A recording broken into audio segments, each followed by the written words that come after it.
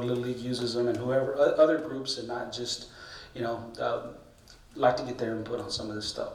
So again, we were gonna take y'all out to the wastewater treatment plant, but I don't think anybody wants to go out there. So we'll meet here to discuss water and wastewater. We actually put the tourism building. But anyway, you get the point, as far as, these meetings, and again, it's subject to change based on whatever it is that meetings that y'all can make, and how y'all wanna set each other up as far as partners or one. I had some of y'all going to 3 or 4 meetings, and then but if y'all wanna change the attendance and who's gonna go where, that's definitely not something y'all to discuss. Yes. Council, this was hatched by Councilman Trevino. Great idea. We've had one, I think, last year, and so Fred needed to start somewhere, you know. So this is just something to kick this off. You know, with 8 meetings, I worry about, you know, citizen fatigue and coming to those, whatever. But so really, this is just kick off the discussion. I was going to try to meet with Graham today, but our schedules wouldn't allow to kind of get some idea of what he was thinking. So really, it's you, whatever you guys think that we should do, and we could try one, or go ahead and line up. I would recommend that we try one, kind of see how it goes before we set everything in stone. But certainly, I think it's a great idea where every council member has a chance to discuss topics, find out the information behind them, and welcome the public to interact with us and perhaps determine where we're headed with the city. So, Council Ram, I mean, any thoughts? No, as I pitched in prior meetings, the idea is allowed to get the feedback from the community as far as what the community, what they want. Right. We don't want to put something out there that's not going to work. Right. So that's where we get the feedback. We throw out the surveys, we get that information back. If it's economic development, different topics. Yes. But it's also to focus to take once and for all the information out into the public, Yes. instead of the public coming to us. And of course that's where we are as elected officials, to get that feedback and see, you know, this is what the people are talking about, they're talking about at dinner table, what they're discussing, what's the issues out in the community. Right. If it's crime prevention, whatever the case is. So I think this is a start. This is a beginning to get the businesses involved as well. Yes. In Chamber of Commerce topics, economic development, everything that we can possibly do. So this is where I think it would be a good idea. We can gather our data and move it forward. Yes. Anybody else, Council? Well, with that, y'all, I'm gonna recommend we go ahead and get with this recommendation, at least to kick the first one off, and then see how that goes, and then we'll broadcast, get our public information officer to state the next one. But if you guys are okay with that, let's at least set the first one with that topic, and let's roll it. Mayor, just on that, Bianca has been working on some of the advertising or promotions, and part of what we're gonna title this, if the council's good, is Pearsall 2032. So ideally, what we're looking at is, yes, it's 2022, but again, the idea is, what do you guys want the town, what does the community want the town to look like in 10 years?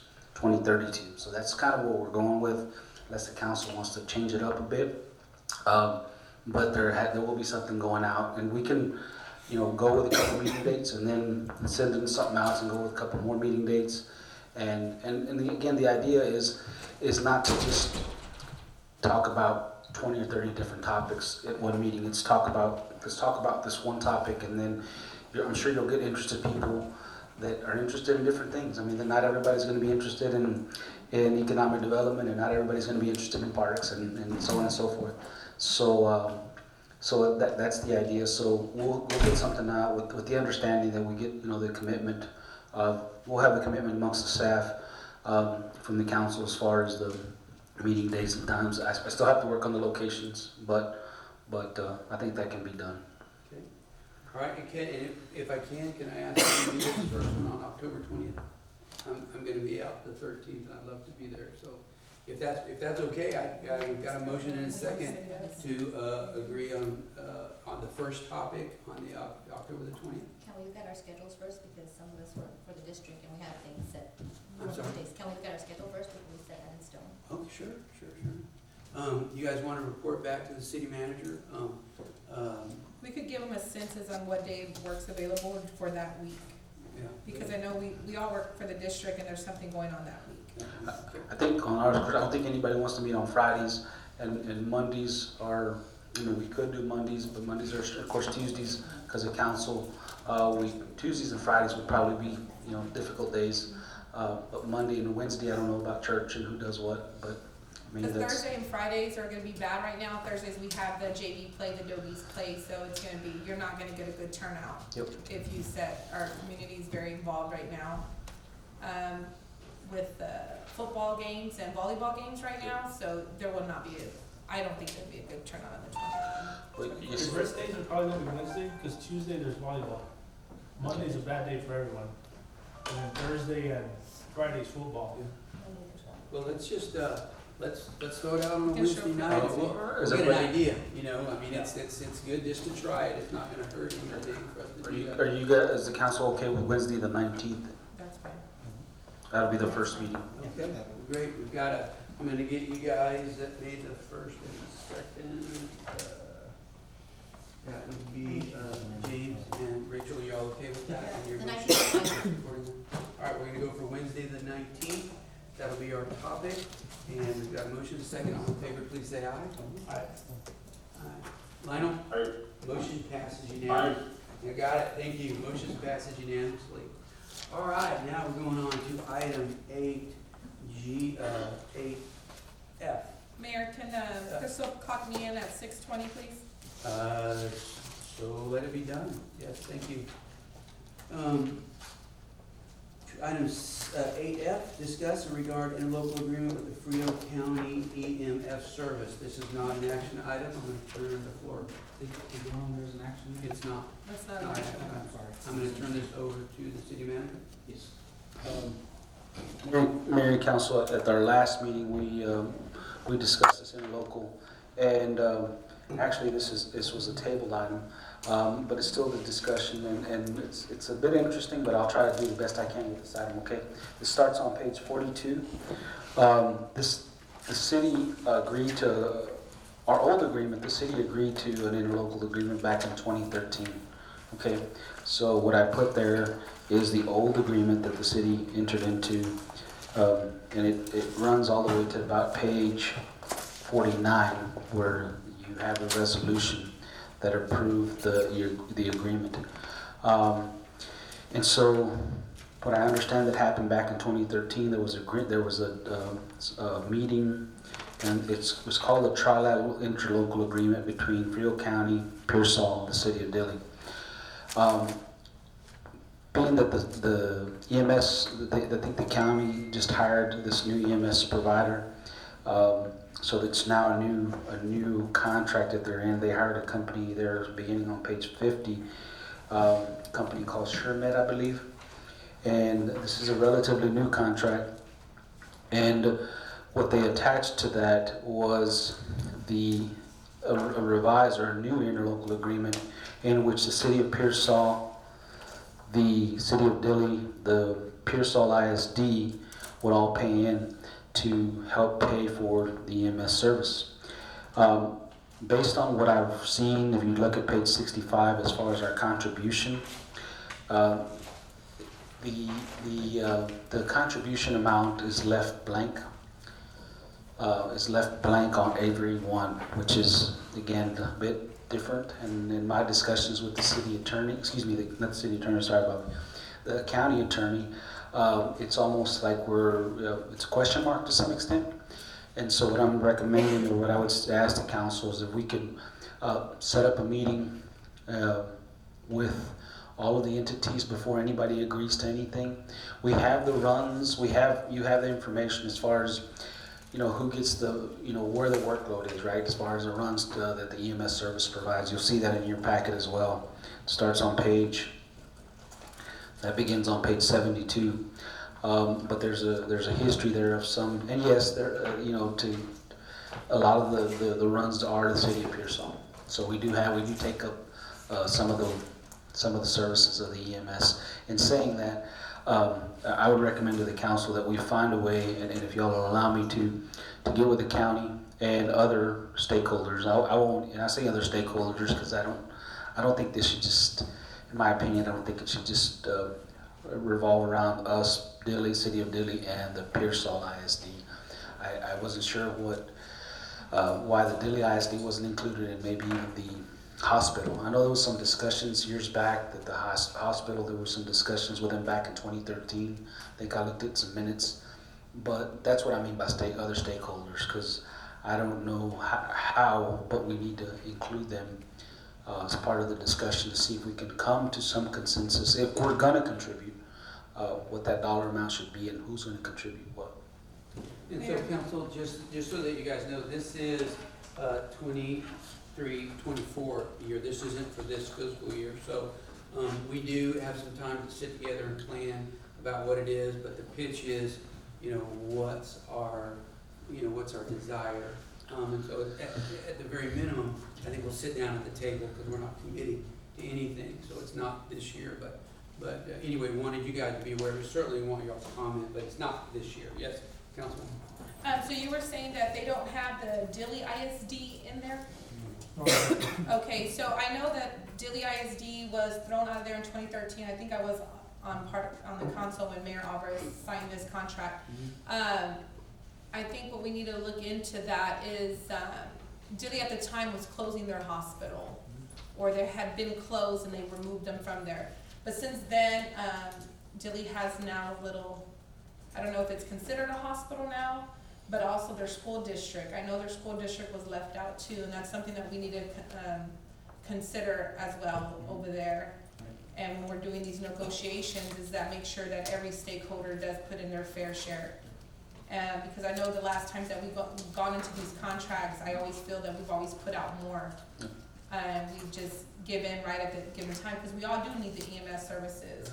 But we need to make sure that the negotiation, we put in the proper stakeholders that should all be liable, that do get tax money that us taxpayers pay. Councilmember, do you remember if y'all met as, was it all the entities that met at one place? Do you remember? No. Oh, yes, we did. We did at one time. We met at the courthouse upstairs, and then when we voted on it, we had individuals from each entity that was in it. I think it was only 2 people that showed up at City Hall. Mm-hmm. But I know that we did discuss it at the county upstairs. But it was 2013. I can't really remember exact, but I know that we did meet up at one time. Mm-hmm. But when we did agree to go into it, it was a very heated discussion. Mm-hmm. And I felt that at the time, now looking back, is that, they told us if you don't do it, nobody gets services, and that's not the case. That's the question I asked last meeting. So if we don't put in, we still get services? Yes, we still get services. Mm-hmm. But this is all about what the stakeholders, what share are they putting in? And I think we need to really negotiate and take our time and make sure that it's a fair share for our taxpayers. So that's exactly what it's about. Thank you for the information. Council, you got any, Councilman Leal? So, my question would be is, these EMS companies, they get paid for every transport they make, correct? Not necessarily. There's my understanding is this is the contract they pay yearly for 911 services. Now, when we talk about the language and the lingo, when they do transports, the transports are basically done by, like when they're taking them out to different, San Antonio, for instance, they take them out. That's handled, my understanding is handled by the hospital district. Correct me if I'm wrong, I don't know if anybody here to correct me, but that's my understanding. So the transports, EMS services, Flight for Life type stuff, and transports are handled by the hospital, and then this company handles all the 911 calls in the surrounding area. And another question that I have is, it almost seems like everyone that's inside the city limits is getting double taxed, or so forth, because everyone that's outside the city of Pearsall, they just pay the county tax. That's correct. Now, everyone inside the city limits, we pay city tax and county tax, In but, school. and school, and they're collecting from all three entities, so it's like the city of Pearsall, the inside the city limits, our taxes are being more strung out, and when we build streets in the city, the school nor the county says, let us help you the way you help us on projects like this. Yes, sir. So, it's almost one of those things where, I mean, they expect us to help them, then let's get the commissioner start helping us with streets, with infrastructure. It is their precinct. That is a good point. I think, Councilman Rodriguez, that probably what creates a little bit of contention. And two, I think our desire, I'm not putting words in y'all's mouth, I think our desire is to try to get the entities to work together, school, county, and city. But it is a valid point, that, the cities do, the county does provide us some services, but that needs to be thrown into the pot. We need to understand what they do for us and what we do for them. And so, again, too, all this is good feedback. We're gonna be providing y'all with a lot of data, to make the right decision, but that's the important thing too, is make sure that we have all y'all's questions when we sit down at the table, and at that point, certainly, I think everybody would be welcome to come and participate as we discuss this. Sure. As far as the format, again, in the discussion, I definitely don't want to be the representative for the city of myself. So, I'd like to have some sort of forum where the governing bodies meet, all the governing bodies, and discuss this and come up with some solution as to how best to approach this. But I would say it has to be a county-led effort, and I would hope that the mayor could help with the county judge or anybody else. But I'm saying for the mayor's standpoint, to set up a meeting with all the entities, because I don't think this is going to go away. I'll put it that way. Yeah. And they can't expect us to make the decision without the data filled in, so we'll get that back to you. Council, do you have any other questions? I would just say that if they do a meeting, at least invite 2 or 3 council members with the mayor as well. That way we can put our 4 cents in. Certainly. That'd be bad. If that's What what. y'all would like to see is a group of people as opposed to the entire council. That's Unless the entire council wants to go. I mean, that's more support, more leverage. I think it's a great idea. I think I've heard the word unity a lot more lately, so it's time to, so maybe four council members can attend, and if that's okay with everybody, y'all determine who Yeah, Maybe those we'll numbers. post it. We'll post it so that we can go. I think we've actually done a meeting where we do post, and then it was the county, we used to do it at the library. The county, the school, and the city would all get there. Yes. Everyone posted it, that was, So, like yeah, 3-4 years ago. everybody's welcome to go. We met at the conference center one Yeah. time up there. Probably at some point, this would require some sort of an action, so, people don't act on them at these meetings, is that fair to say? Does that make sense? You could, because as long as you post, you can act. Very good.